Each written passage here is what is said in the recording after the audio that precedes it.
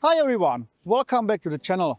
We are currently on a photo expedition in the Lofoten Islands, so we can focus on my favorite type of photography, seascape long exposure.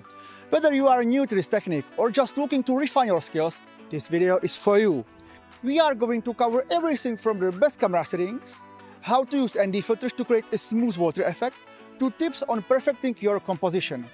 And if you stick around until the end, we've got a bonus tip that will take your long exposure photos to the next level. So let's get started.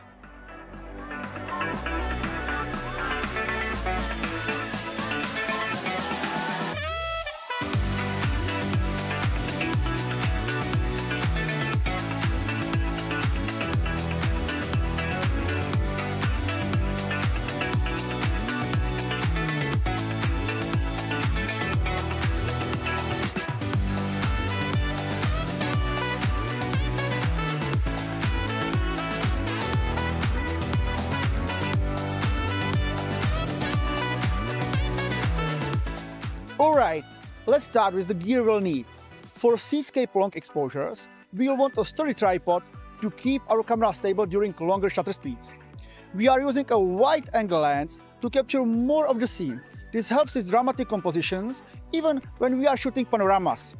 For both single shots and panoramas, focal lengths between 18 and 25mm are ideal. And of course, an ND filter is essential to slow down the shutter speed, even during daylight.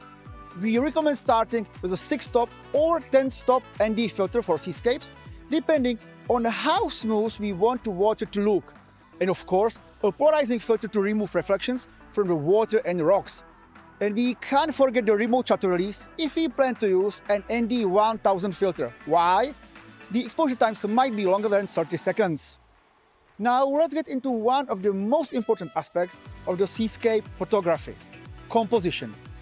You need to find a point of interest, whether it's rocks, cliffs or tide pools, that will anchor your shot. Try to include leading lines, like the flow of the waves, to guide the viewer's eye into the image. Diagonal lines between the rocks leading into the corners of the frame are ideal. In any case, the rule still applies that your composition should have 3 planes: foreground, middle ground and background. Here we have the line of rocks as the foreground, the sea as the middle ground, and in the background we usually have mountains, clouds, the sun, etc. And don't be afraid to get low and shoot from different angles. In long exposure, the foreground can really help create depth in your shot, especially when the water is silky smooth. Now let's talk about camera settings. For seascape long exposure, I typically shoot in manual mode. Having trouble with manual mode? We have made a video about it and you can find the link below. We'll need to set the ISO as slow as possible, usually ISO 100 to minimize noise. Then adjust the aperture based on the depth of field we are going for. f11 is usually a good starting point for seascapes.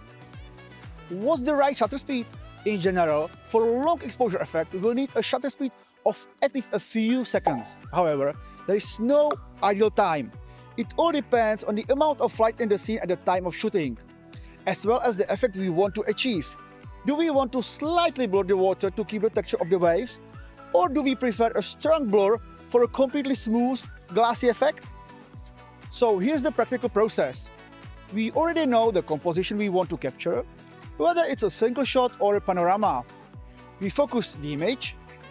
If we are shooting a panorama or a single shot with exposure bracketing, we need to lock the focus or switch to manual focus.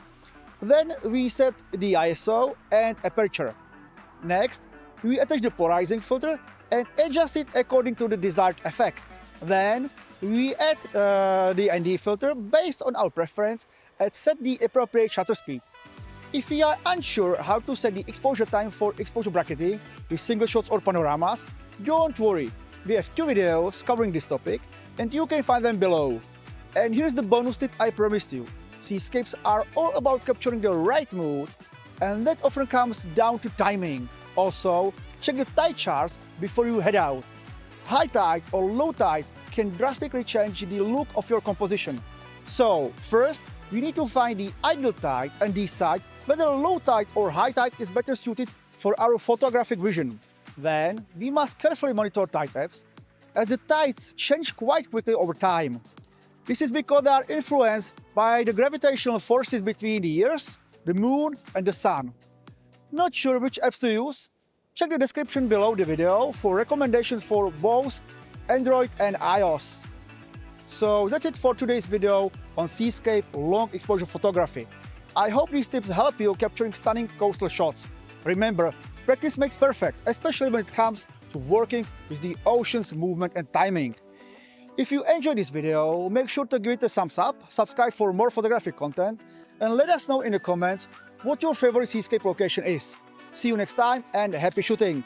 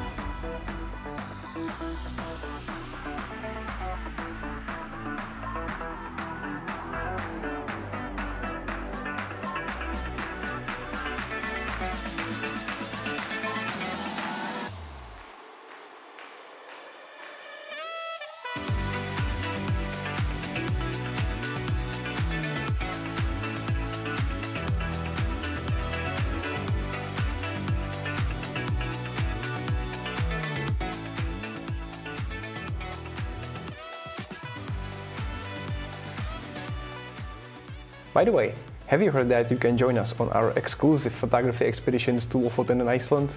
If you want to know more, check the link below.